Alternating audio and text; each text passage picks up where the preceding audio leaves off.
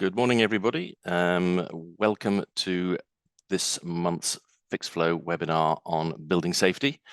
You will hopefully recall, if you attended the last one, that we were discussing a rather frightening diagram that Dorian at FRC shared, which showed all the information that you needed to look at. So we're going to go through that today. First of all, let me just do the intros. So this is a conversation between Dorian, Sean, and myself, but also we would like you to be involved. So there are ways for you to interact with us, put things in the Q&A.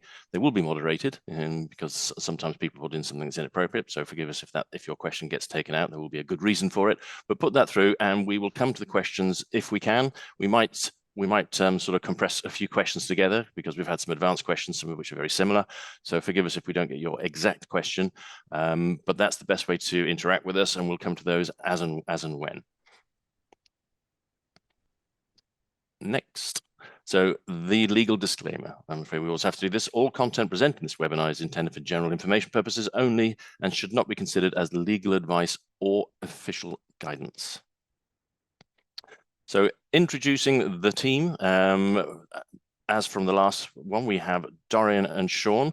Can I ask, Dorian, I'll come to you first for you to introduce yourself and your firm, and then after that, Sean, we'll come to you. So Dorian, over to you. Good morning, I'm Dorian Lawrence, the Managing Director of FR Consultants, Chartered Building Surveyor and Chartered Building Engineer, and have been tracking this process from post-Grenfell, exactly how we're going to change our regulations and see the complete process from end to end, from doing the report to remediating the building to signing it off, gathering all the data and producing the safety cases. So the things have changed massively, as we all know, and it's been quite an interesting journey that we have been very close to as a business.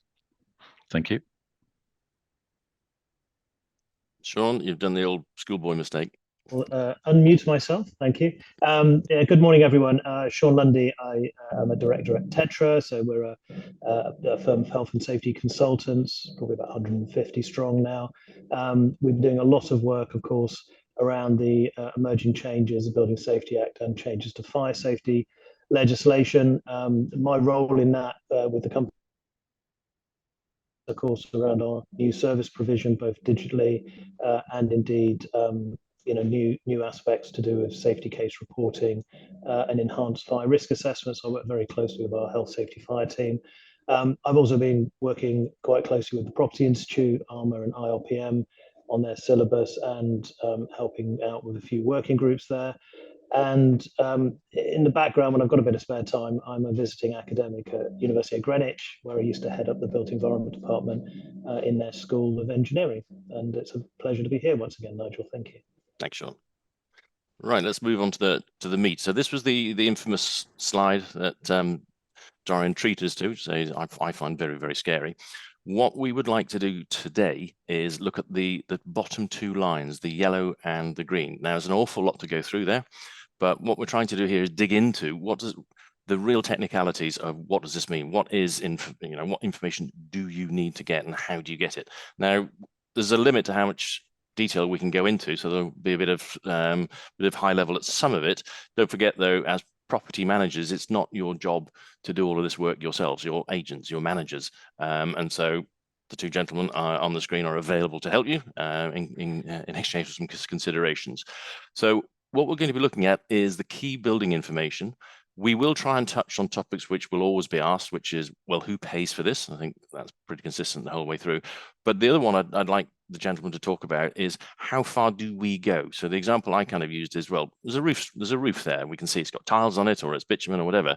But do we need to start digging holes in it to look if there's polystyrene underneath it? Well, how far do you go? How far is a piece of string? So without further ado, let's zip in. We've had a chat about this before, and we've split it into sort of two. And the first part is for Dorian to talk us through the structural side, things such as roof structure, building use, staircases, etc., etc. Okay, could we pull up the key building information? Yeah, we need the green slide, the green one. There we go. There we go. Brilliant. Okay, so a lot of information needed, but at this point, it's worth saying the key building information for which we've got one day and 3/4 left to gather it and get it in. Although I wouldn't panic over that, because if you haven't got elements of the key building information, you can roll that over into the safety case. So not a massive issue if you haven't got it. So please don't panic over that. The more important part is to get the building registered. So you have got till tomorrow night to get the building registered. That is the key part. Register what key building information you have. Just to give some guidance on each item, roof structure. So, for example, we'd be looking at the coverings on the roof, how it is waterproofed, and the data on that. So you should be able to get that information fairly easily. With regards to items such as insulation, we would want to know what type of insulation is on the roof, how many layers there are of it, and what the makeup is, and also if the roof is flat or pitched. So some of that's fairly basic, but some of it you may have to do some invasive inspections to see exactly what is there. We're doing quite a lot of that at the moment, and also when we come on to the building safety case information, we're doing a lot of information gathering. Building use, fairly straightforward. If the building is of mixed use, describe what it is and what it's used for. Non-residential, commercial, what is operating from the building. So you need to include a narrative on all of that. Number of staircases, you think that would be fairly straightforward, but they could be internal, they could be external, they could be separate staircases, for example, to a basement. Are they enclosed? Are they open? You need to gather that type of information. But as property managers, I would hope that most of you do have that data. External wall, system materials and insulation. So hopefully most of you have got an FRA EW, a fire risk appraisal of the external wall, to the PAS 9980 standard.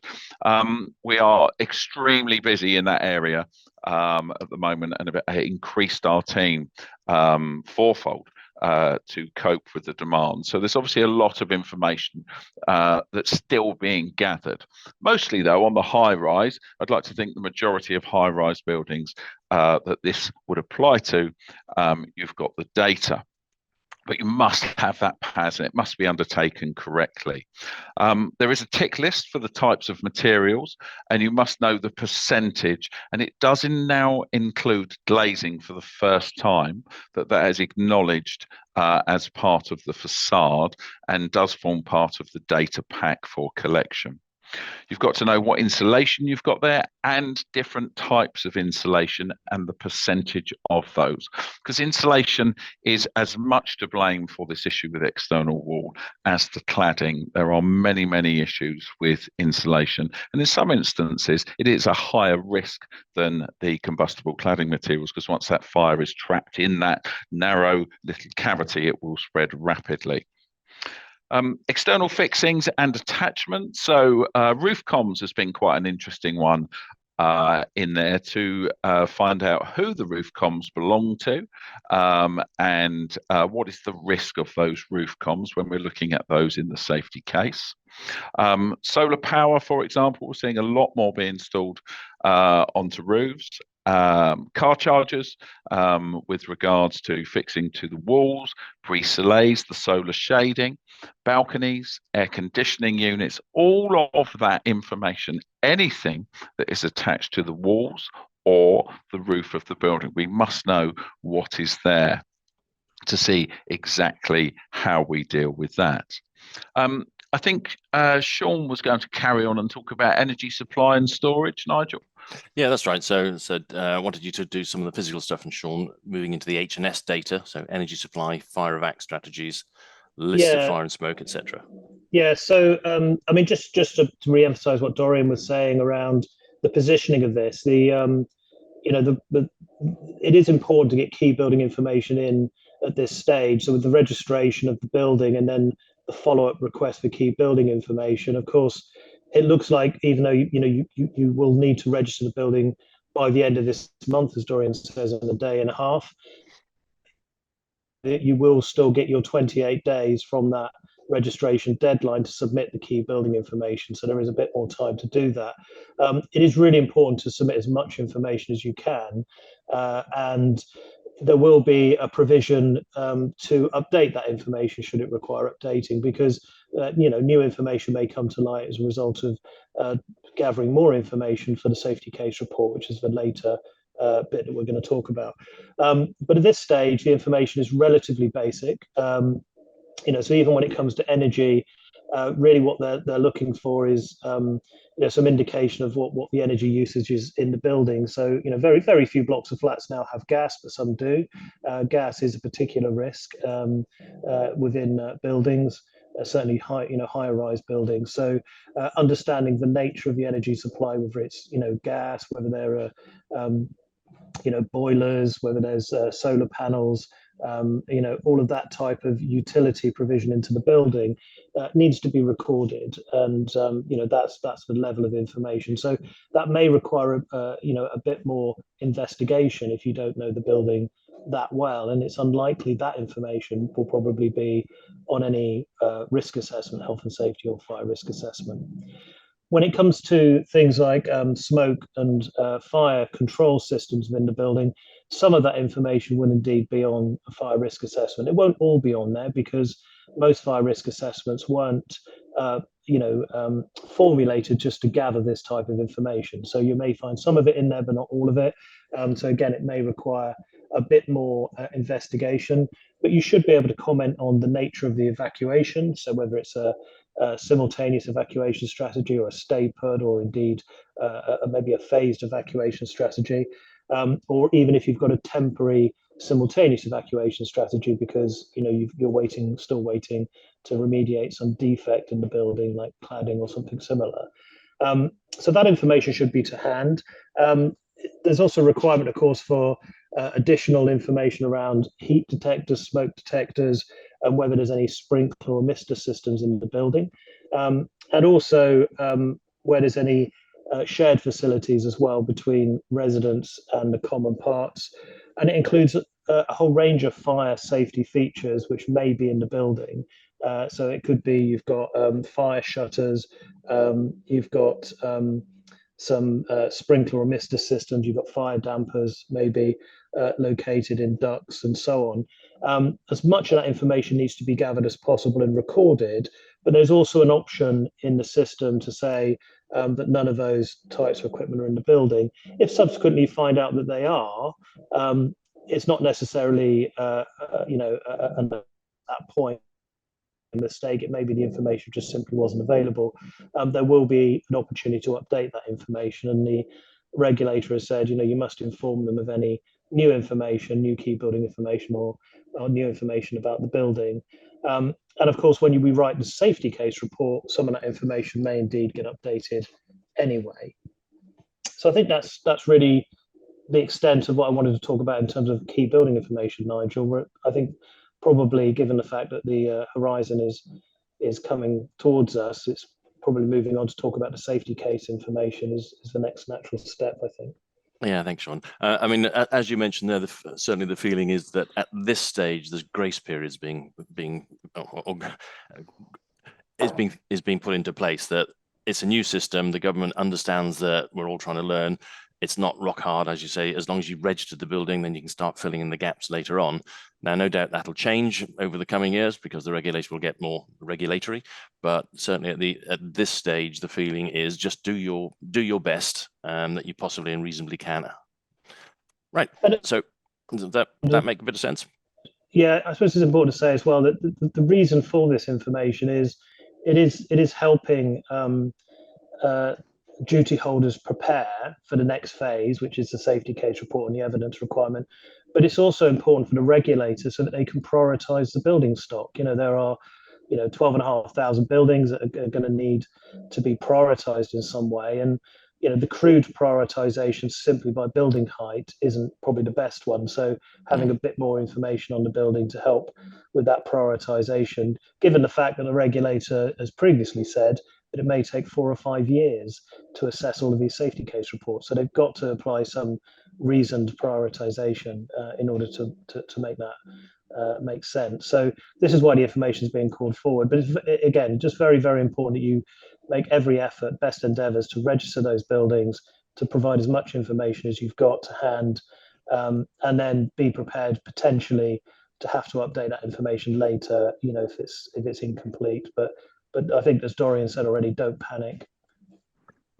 Going slightly off script, what's the capacity in the industry like? I was at a round table the other day, and people were just saying, time and cost of getting a lot of information is proving an issue because there isn't the infrastructure that we have in the country to do a lot of this.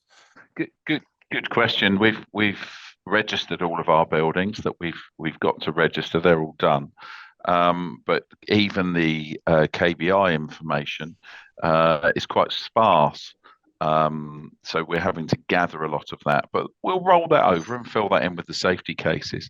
Capacity wise, we are seeing people come to us in a bit of a panic now, but they can't find anyone to do it within the stipulated time periods.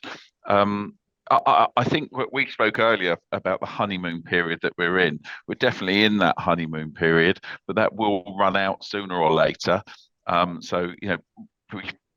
We see that customers are falling into two silos. One that have been really proactive and have got all the information. Portsmouth City Council is one that we're working very closely with and have been looking at this process probably for 18 months, 2 years. We see others that have done nothing. And not even thought about registering. And we've been trying to help those customers through the process. Some of them are large freeholders, some of them are RMCs and RTMs. It really does depend on how much education they've had in the process. I do think there is a criticism of the government for lack of education in this. I think it's so big. It's the biggest change in regulations in a generation. I think we should have educated the nation much better. It could have been done in a very good way. But I think a lot of people have just been left to educate themselves with it. That's why we've been running CPDs on the process. Well, somebody's asked before we move on to the building safety case, what happens if you don't register your building above 80 metres? We've got within the April to September threshold. Yeah, so if you fail to register a building that's a high risk building, a building in scope, by the end of September, that is an offence under the Building Safety Act. So as an offence, you could be subject to sanctions. So the duty holder, whoever's the principal accountable person, theoretically could be prosecuted by the building safety regulator. Now, how likely that is difficult to say. However, with any new regime, regulatory and legislative regime, they always want to get a couple of prosecutions in. So I think there will be, they will take some duty holders to task. There may be legitimate reasons why a building hasn't been registered. Maybe there's been a dispute about who the principal accountable person is. Maybe that's going to a tribunal. I don't know. It could be something of that nature. That may be mitigation, but it is still, theoretically an offence not to register the building after the deadline. That's very clear. The government have made that very clear. Yeah. And the honeymoon period shouldn't be seen as an opportunity to vacillate. It's a grace period. Correct. It will get tougher. Yeah, Otherwise, I think saying, I'm using strong language here, but I think just to counter that a little bit, there is a sense of proportionality here. So if you're a willing duty holder, you want to participate, you're engaged, you make your best effort, you get your building registered, maybe you don't have all the information, but you crack on anyway and you do your best to get it. That's probably unlikely to result in any form of prosecution. The regulator will apply their, they have a policy, a strategy around regulation, which makes it very clear that they're going to go after the ones that just disregard their legal duties, not the ones that are trying their best to get on with it. That's very secondary to the primary offence, if you like. So really, really important to engage as best you can. I always make this point. I think everyone is learning, including the regulator. So I think we're all on a bit of a learning curve here. But as we move into the future, as Nigel says, things are going to become much more certain from the regulator's perspective. They will begin to hold people to account. They will become less tolerant, perhaps, of organisations dragging their heels. I think there is a bit of a worry because there's a very tight timeline now between now and April 2024 to have your safety case report ready. So I always talk about maybe having the first iteration of that safety case ready on the basis that it might not be looked at by the regulator for 2 years. So it might be 2026 or 2027 before a regulator calls it forward. However, if anything happens in that building, there's 2 things they're asked for. They're probably asked for the fire risk assessment if it's a fire, and they're definitely asked for a safety case report. So they're expect you to have it.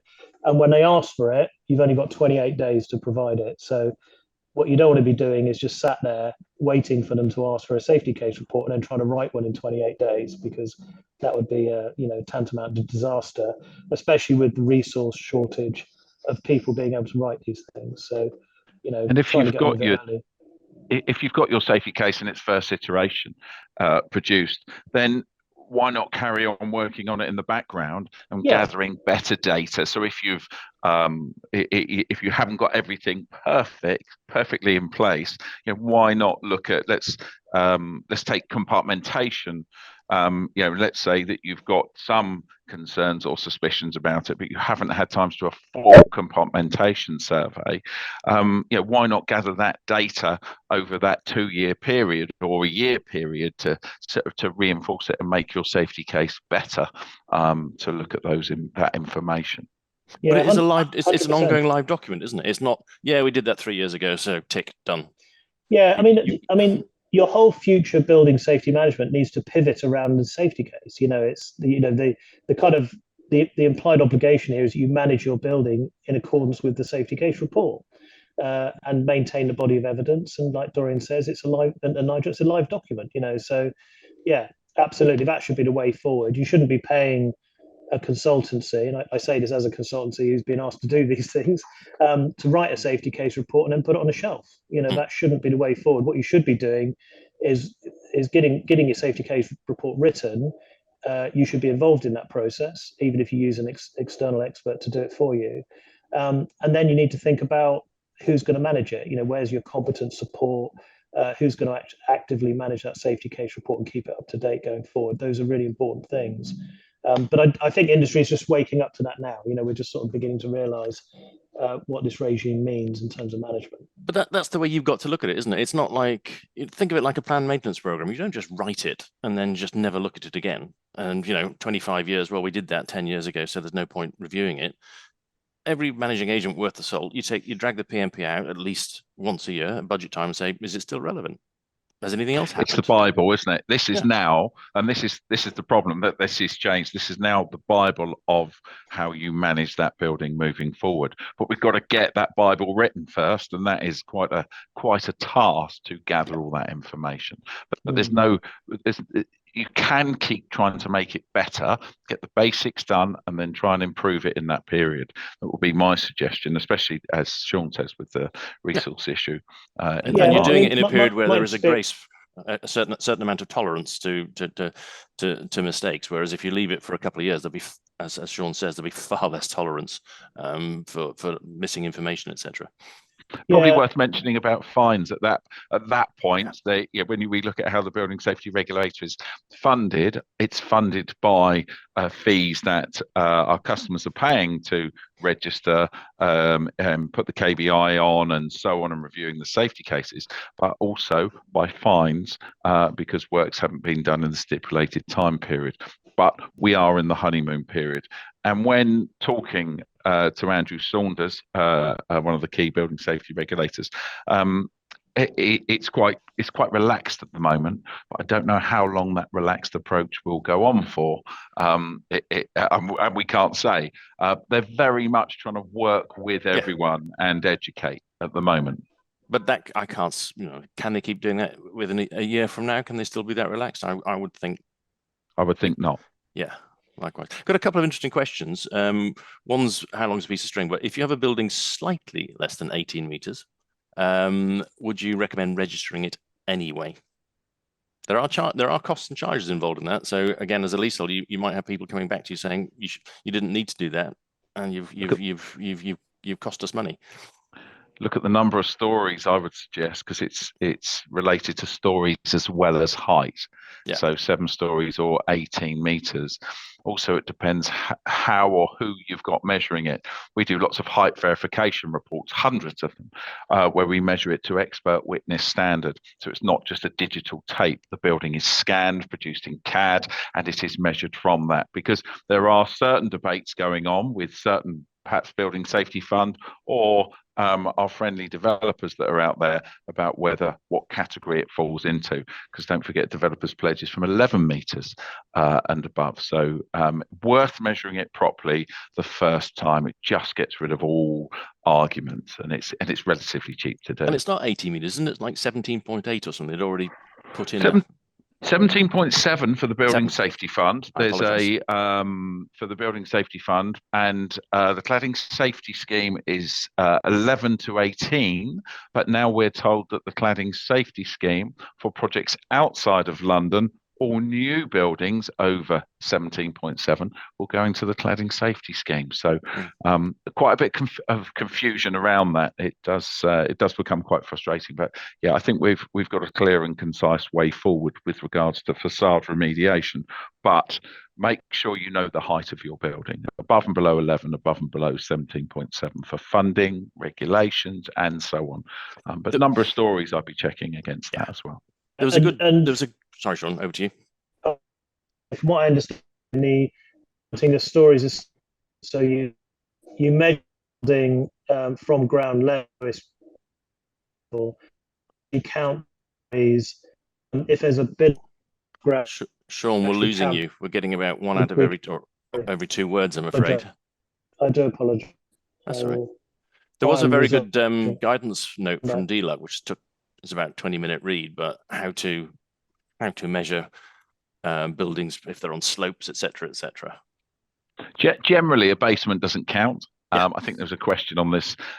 Generally, a basement doesn't count, and a light well to the basement doesn't count to that depth. And we did have a very interesting case with the Building Safety Fund. They said, no, you can't include it. We tried to measure it to the basement to get it through. And then the Cladding Safety Scheme came out. It was the first job that got into the Cladding Safety Scheme, and it was used as the pilot scheme. So again, know exactly how your height should be measured and from what point. Lowest point of ground to the finished floor level of the uppermost story, not to the top of the building. But if you need any help with it, both FRC and Tetra, I'm sure, can help you with that. I thought it's interesting because when this all cracked up, I remember the government saying, well, surely as a managing agent, you must know the height of your building, surely. And now then, of course, everybody realizes how difficult such an apparently simple question is. Property management is not easy. Yeah, we're still doing, we've got 220 orders in last week for HVR's height verification report. So it's still a very key item that freeholders, managing agents, RMCs, RTMs want to know the exact height of their building. So yeah. Well, Sean's obviously gone off to change some batteries. One last question before we go into the building safety case. Can you withdraw the application later if it turns out the building did not need to be registered? So you've been a bit careful, a bit cautious, and it turns out it didn't need it. Is there any advantage to withdrawing it? Cool. That's a really good question. Yes, if you find that your criteria, let's say you were wrong, you thought the building was 7 stories, but it's 6 stories, and it actually only measures at 16.2 meters. Yes, I don't see why you wouldn't. However, it's a question that we get asked on from that. Will the height limit get changed one day to 11 meters, perhaps in 5 years' time? So yes, I would. If it was me, I'd probably withdraw it. But then I'd keep all that information for if it does get reduced at some point in the future. Well, we've seen some politicians saying, well, 11 meters is equally arbitrary. Why isn't it buildings of all heights, etc.? Hello, everyone. I'm back. Hey, welcome back, Sean. Yeah, sorry, we had a power outage in the. I'm in the top of our building, and it looks like all the power's gone in the top of the building. We've got workmen out the back, so something bad has happened. So we lost the Wi-Fi as well for some reason. Oh, So good Lord. I'm on my phone. Okay. Well, thanks for introducing them. Let's move on. We're halfway through already. Building safety case information. So this is the info required on the yellow stripe. And as before, Dorian, if I can ask you, as we discussed, to go through the sort of the more structural stuff, and then Sean will bring you back to the H&S side. Okay. By the way, everybody listening, this isn't because Sean doesn't know about structure and Dorian doesn't know about H&S. It was a perfectly arbitrary distinction. Yes, all by agreement. So if you want to send us questions on anything H&S, then please do as a test. So yes, in no particular order, existing building plans is one that's quite interesting. I do think there was a misunderstanding by the people that wrote the Building Safety Act that everyone had existing building plans on all buildings. Why wouldn't you have a plan of your building? Well, pretty much no one does, from what we've seen. So we do produce those. You should have them anyway for the Fire Safety England regulations. And I was at Leasehold Birmingham talking with Andrew Saunders, the building safety regulator, and I presented and said, if you're already managing your fire safety, you should have it. So if your building's 18 metres, 7 stories, you would have to have compliance with the FSER, Fire Safety England regs. And the building safety regulator said exactly the same thing. If you're already doing it. But we are catching up as an industry. And I do think there is perhaps a bit of misunderstanding at how far behind as an industry we all are and having to catch up. But you must have the ground floor plans, the floor above, the escape routes, also a section through the building and how the flats are numbered.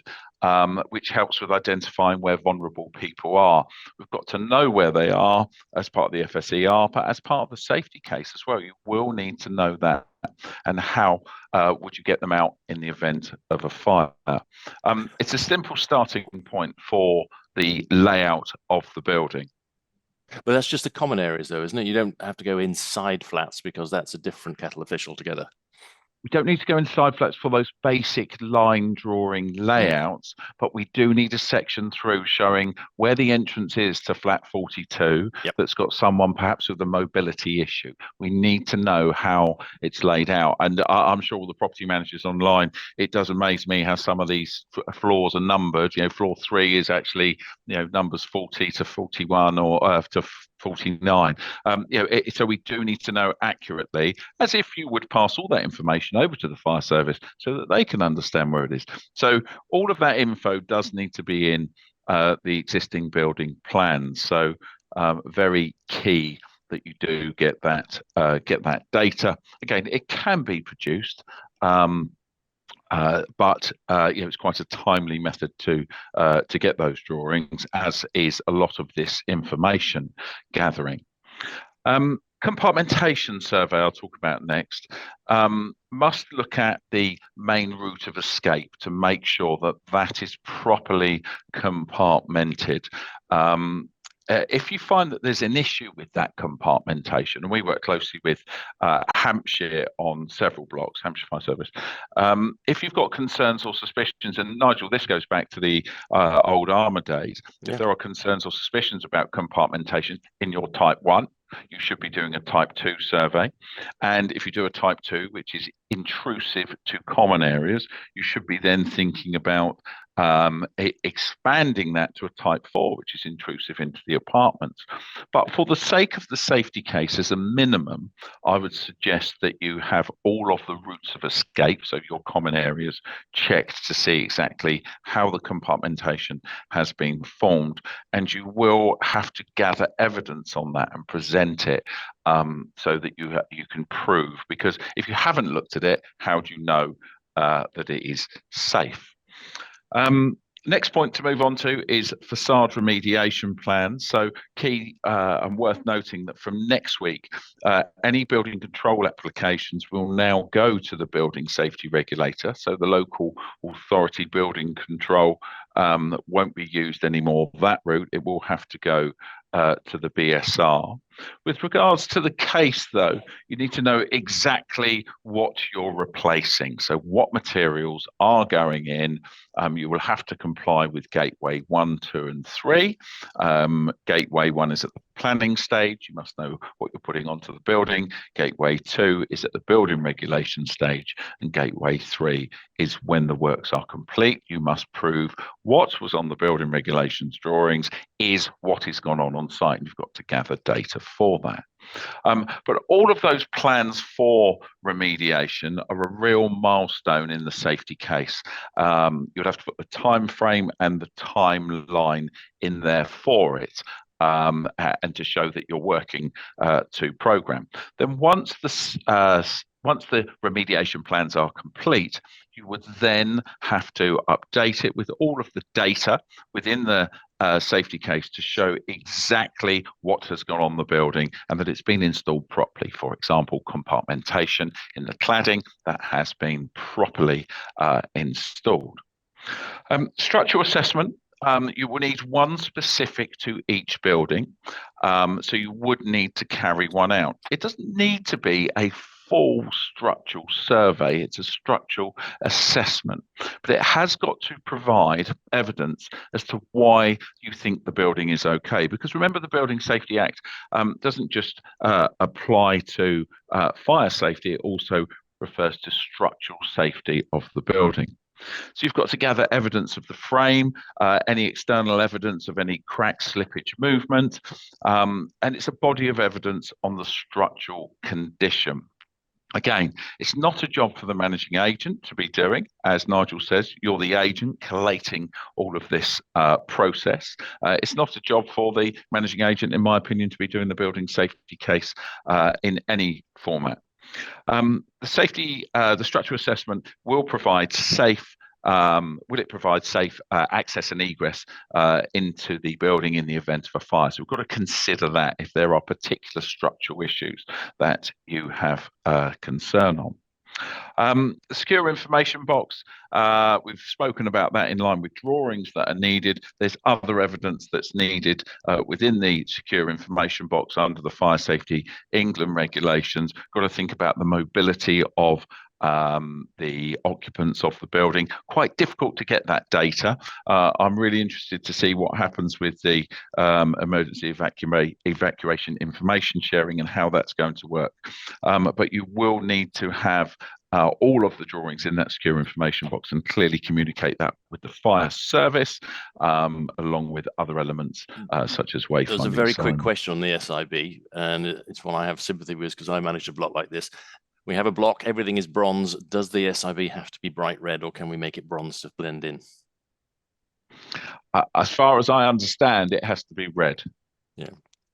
So that the fire service are drawn to it when they turn up. That if we think about the common sense approach for the fire service, they want to know exactly where it is. However, they should know where it is. They should know exactly what's in that. They should have had all that information communicated electronically to them so they know when they're turning up to a fire exactly, one, where the secure information box is, what it's got in it, who's got mobility issues, and how they're going to address those items quickly. Interesting one we get asked a lot of questions on is condition survey, external and internal, about the protection for the main escape routes. Has the facade been maintained? And one of the key facades that we see that doesn't get maintained is render. So we must make sure that the render is retreated in accordance with the operation and maintenance manuals, and generally it just gets left. So for example, if you think about it, if you've got combustible insulation and there is a system on the market which has a British standard test, and it is compliant. It has some combustible material in there, combustible PR type insulation, but it's got 13 mil of render on the face of it. But a lot of the time we see that hasn't been maintained. So when you're doing your condition survey, that would pick up these elements, that there are cracks in it, which could cause an issue, which that would have to be considered in the safety case.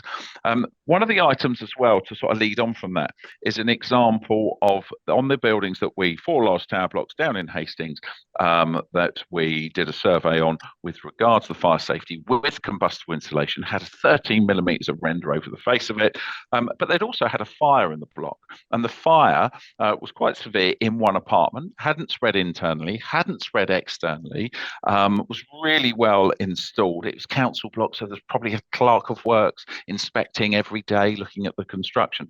But that evidence from the fire is key to put that into your safety case. Make sure that you've got all of that data, because it will really help. FRAW, the fire risk appraisal of the external wall to the right standard. I know you've probably heard me say it before. It is not getting a facade survey from 4 years ago and just putting a new title page on it. There is a set method of undertaking those, for which we've just devised our own software to do it, which is reducing times down dramatically. But make sure it's properly undertaken. Whoever does it, if we don't do it, make sure they are assessing materials, facade configuration, and fire strategy, fire remediation measures. That is key, that they're undertaken properly, because you must, in accordance with Fire Safety Act, get that undertaken. Lots of questions around the FRAW. Do I need one? Yes or no? We've been doing a lot of abbreviated site inspections, looking at buildings to say, yes, you do need one in accordance with the Fire Safety Act, or no, you don't, because your building is traditional masonry, or it's pre-mid-60s, or it's got a proper test for the facade. So doing lots of work on that, giving the industry a really sensible solution to spending £5,000 on an FRAW for just over £1,000. We're now doing abbreviated site inspections saying, and a letter of comfort saying you don't need one if it is of the correct construction. I think that's all my items, Nigel. I'm sure there'll be some questions around those, but there are loads of questions coming in. So, but let's go through to Sean. Sean, if you can, like Dorian, sort of spend about 10 minutes, that gives us 10 at the end to whiz through some questions. Yeah, I'll keep it really brief. I mean, in terms of what the safety case report is for, it is designed to be a narrative to provide a description and justification, if you like, the building is safe to occupy. So the building safety regulator talk a lot about making the claim for safety an argument and then providing evidence. So, the claim could be that the building will support a stay put strategy. The argument being that the building is well compartmented, correct fire doors are fitted, there's no breaches to compartmentation, so on and so forth. And then the evidence would be a fire door survey or a compartmentation survey to justify that. So, following that logic, there are many aspects of building related risk where you're going to want to make a claim for safety. You're going to have a coherent argument, and then you're going to have evidence. So the safety case report sort of sits on this body of evidence, and that's a lot of the activity that both Dorian and myself, our companies, have been involved in. Is not only doing those sort of gap analysis type exercises, but also trying to fill some of those gaps. But it's also really important to point out that no building is perfect. So in the world of health and safety, we often, there's a metaphor we use. The safest place for a ship is in port, but that's not what it was designed for. It's designed to be on the open sea. And in the same way, buildings are lived in; they're never perfect. So the safety case report is not a piece of documentation that describes a perfect building. It describes a building in use. So there may be planned works in there may be ongoing remediation, but you still have to justify that the building is safe to occupy during that exercise. And that's a key element of it. You also have to show how the building's being managed as well. So the management system around that is very important, as is understanding the occupancy of the building as well. So having a resident profile is something additional that may not have been thought through. And that's not just a list of leaseholders, of course. That's a list of people that actually live in the building. So you may know who the leaseholders are, but you may not actually know who's residing in the flat. So having a resident profile is going to be very important. And then the core element, in addition to the things that Dorian's already talked about in terms of structure and building plans and so on, is really understanding the sort of fire and structural related risks of the building. So what would happen? So basically, what sort of prevention and control barriers do you have in place for that building? You know, what are the things that that building has which will protect life safety? And then what if something does happen, because sometimes things will happen, you know, people will unfortunately have fires in their flats. You may not be able to exercise, you know, total control over that, so it will happen. So what's a disaster and recovery plan for that as well? So, you know, how do you mitigate those risks? So it's really looking at the building very holistically and also looking at both ends of it. So, you know, a lot of that information will be in existing documentation like fire risk assessments, fire strategy documents, fire safety management plans. But it will take somebody with a good understanding of building related risks to sit down and look at all of those things very holistically and write that narrative. And that's what's going to be presented to the building safety regulator. So the building safety regulator won't want to see all the evidence. They might potentially call forward some of the evidence if they're a bit uncertain about it, but really they're going to read the actual report and they're going to want to see it as a complete, reasonable document that describes the building and makes that justification for occupancy. So that's really what the elements are. There is some guidance that was recently published. I mean, the building safety regulators had guidance published on its website for a long time, and the government have recently produced a bit more guidance. It was published on the 19th of September, actually, so not so long ago, on the safety case for high-rise residential buildings and preparing a safety case report. So it does provide quite a nice, simple explanation of the sort of format and layout. I know someone was asking that question earlier on. So, you know, most consultancies like ourselves are following this guidance, you know, very closely. We've written a number of safety case reports for early adopters, and we're following that process through using this guidance. So, you know, it's got key headings around, you know, identifying and assessing building related risks to, you know, describing the management system to what is your resident profile, but also a lot of the information that will have already been submitted as part of registration. So, you know, the building registration details and indeed the key building information will feed into this process as well. So a lot of that information will be, you know, 100% useful in writing the safety case report. And when you say, you know, they won't look at the evidence, God forbid something goes wrong at a block, I'm sure that's when they will look at the evidence. They won't just bring out the safety I mean, case. I think in you know, the perfect world, of course, you know, they read the safety case report and go, that looks fantastic, thanks very much. And then, I mean, the other thing to point out, I mean, Dorian hinted at this earlier on, that there is a regulator charges regulation that's been released and will come into effect in October.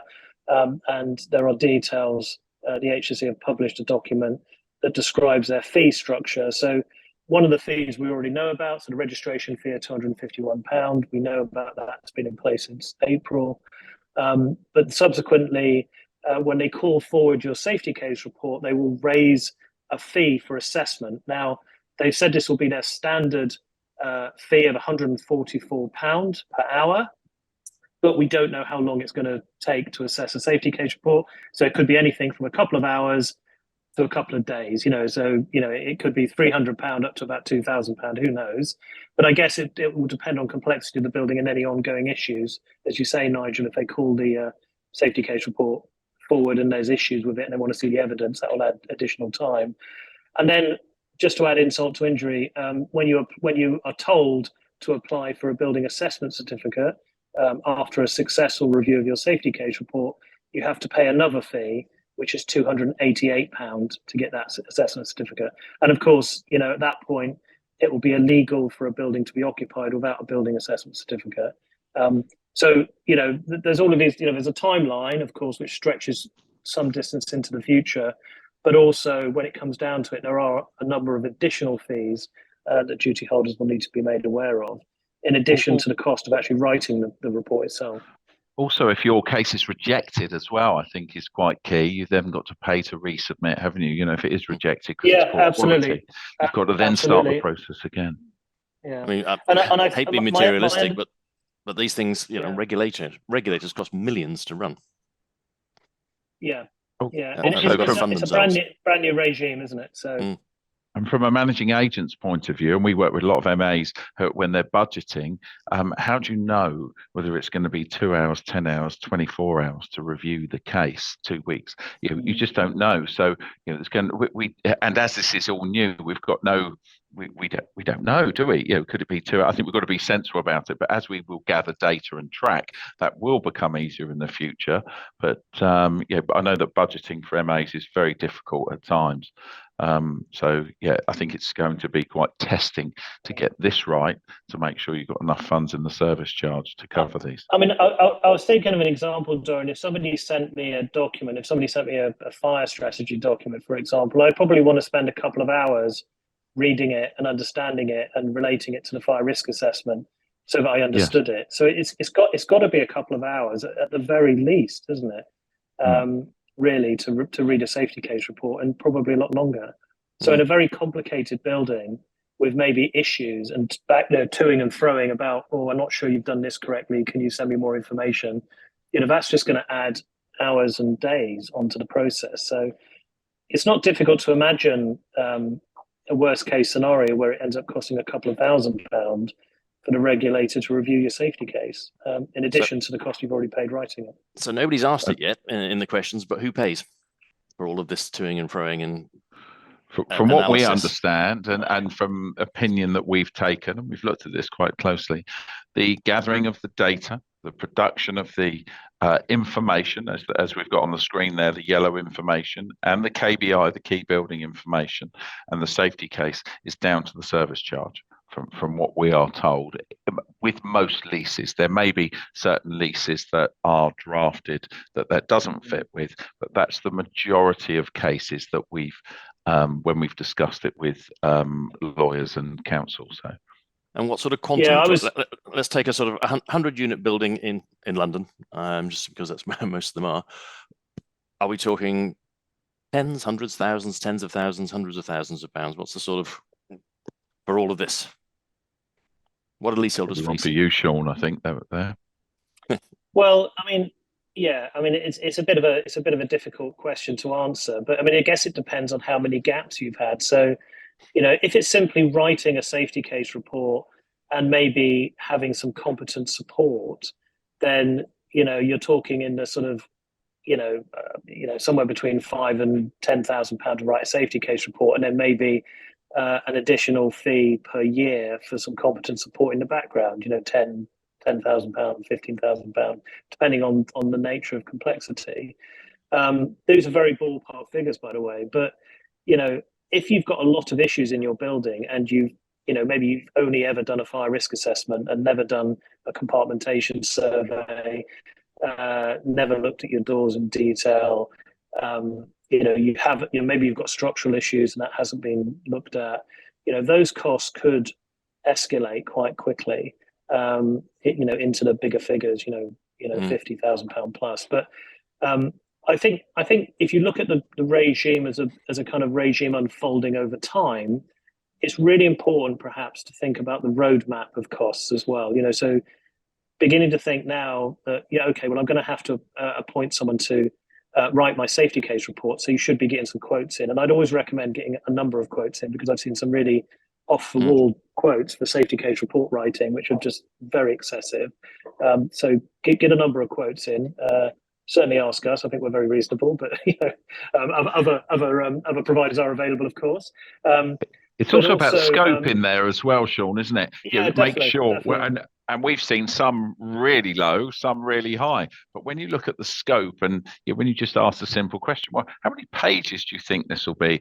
If that £1,200 quote is 6 pages, if that's what they think they're going to put together, they obviously don't know what they're doing. So make sure it's like for like.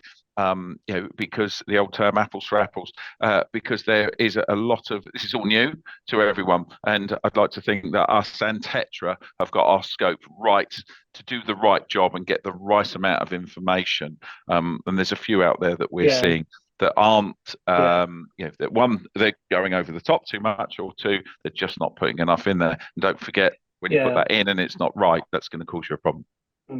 I think the competent support element is important. Sorry, Sean. We only got 5 more minutes. So there's a few questions come through. One which is interesting, which what if a building is staffed 24/7?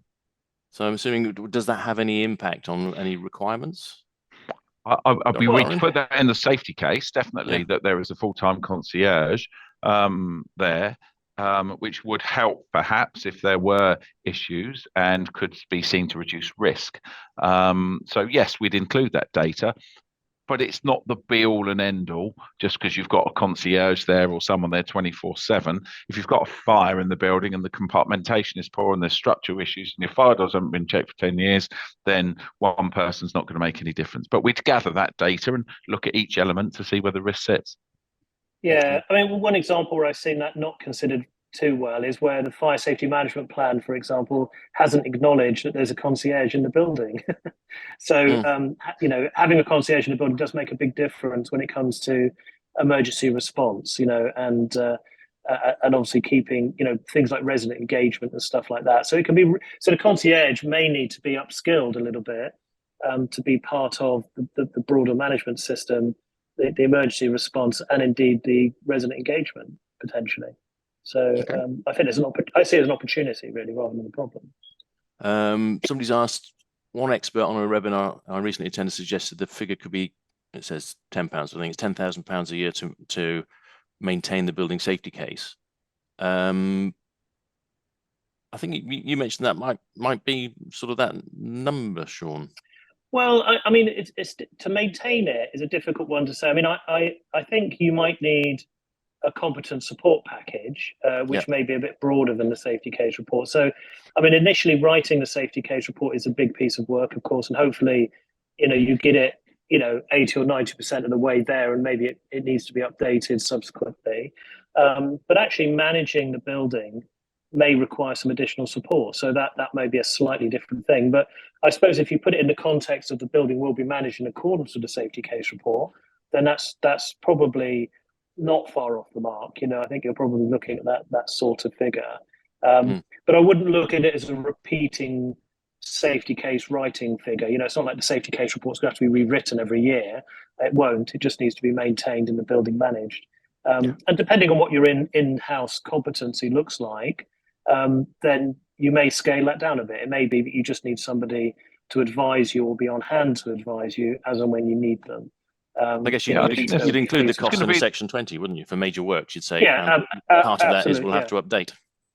We've all got to remember that there's an element of holding hands through this. We've got to help everyone through this process. So, and some property management companies we're seeing that are taking this case on very seriously, but we're holding their hand through the process, and we'll continue to do so during that, running the safety case and running the building assessment certificate and those requirements, because there could be quite a lot involved with that, with a complex building, or it could be fairly straightforward if it's if it's a fairly simple building.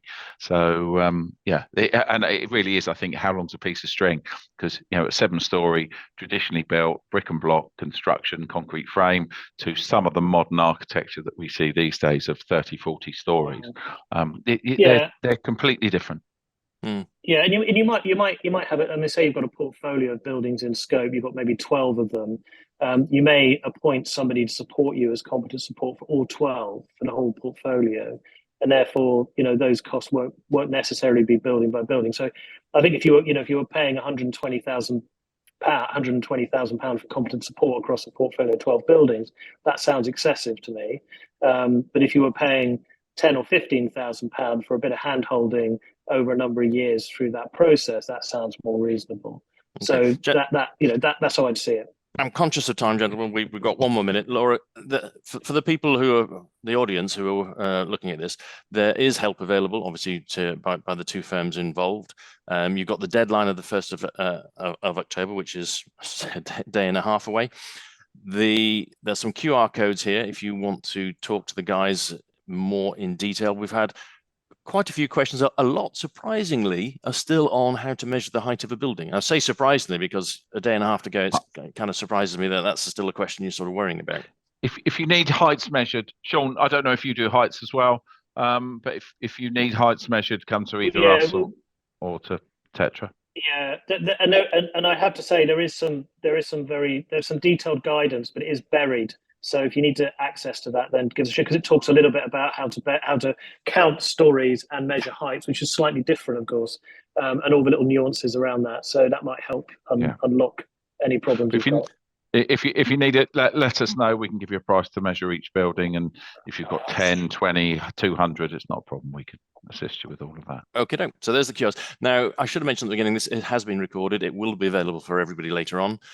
There are some questions in there which we haven't had time to come to, so we will address those and put them as part and parcel of the package that goes out. So if you've asked a question, don't sit there sort of thinking, well, they ignored it. I've tried to manage that as best as I can. There's a couple there which we can follow up with. But otherwise, thank you both again for your help. This is part of a series, so we're moving through that picture that we saw at the beginning with the different areas and scenarios. So there are more coming up in this series featuring Dorian and Sean. So Laura's going back to that one. So as you can see, there's quite a lot more to go through. So we'll be picking them off basically by colours over the coming months. Gentlemen, as always, thanks for your time. I look forward to speaking again soon. Thank you. I will get my Wi-Fi fixed before the next one. It worked. That's all that matters.